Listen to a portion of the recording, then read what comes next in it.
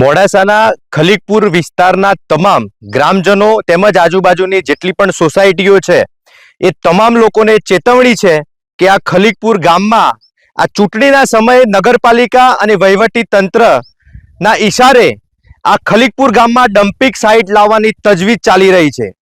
હવે ડમ્પિંગ સાઇટના નિયમો છે ગુજરાત પોલ્યુશન કંટ્રોલ બોર્ડના કે જ્યાં પાણીના સ્ત્રોત છે, તળાવ છે, ખેતીલાયક જમીન છે, રહેણાંક મકાનો છે, તો તેની આજુબાજુ ડમ્પિંગ સાઇટ માટે પ્રતિબંધ છે અને ઓછામાં ઓછો 1 કિલોમીટર કે 500 મીટરનું અંતર તો હોવું જ જોઈએ।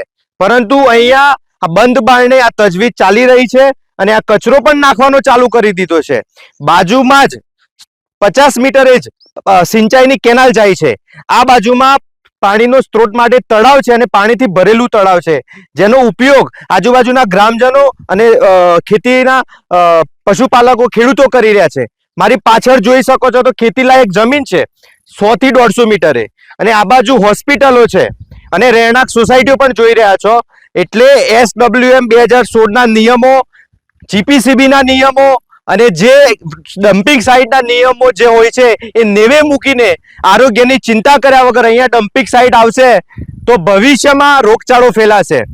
અહીંયા હવાથી પ્રદૂષણ ફેલાશે, પાણીનું પ્રદૂષણ થશે, જમીનનું પ્રદૂષણ થશે। પણ નગરપાલિકાને અને આ ભાજપના શાસનમાં 20 વર્ષથી નગરપાલિકા છે અને 30 વર્ષથી ભાજપની સરકાર છે, પણ આ મોડાસાની નગરપાલિકાને ક્યાંય ગૌચરની જમીન મળતી ના હોય, ડમ્પિંગ સાઇટના નિકાલ માટે ક્યાંય સરકારી પડતર મળતી ના હોય, તેમ રહેણાંક વિસ્તારમાં લોકોના આરોગ્ય સાથે ચેડા કરવા માટે આ કરી રહી છે અને આ સરકારમાં ગૌચર અને સરકારી પડતર જમીનો ખવાઈ ગઈ છે એ સ્પષ્ટ સાબિત થાય છે। અને વધુમાં ખલીકપુર વિસ્તારના તમામ ગ્રામજનોને જણાવવાનું કે આ નગરપાલિકા અને વહીવટી તંત્ર આ ગૌચર જમીનનો હેતુ ફેર કરીને પાલનપુર વિસ્તારમાં ગૌચર આપી રહી છે, તો ખલીકપુરના ગ્રામજનો પાલનપુરમાં જશે।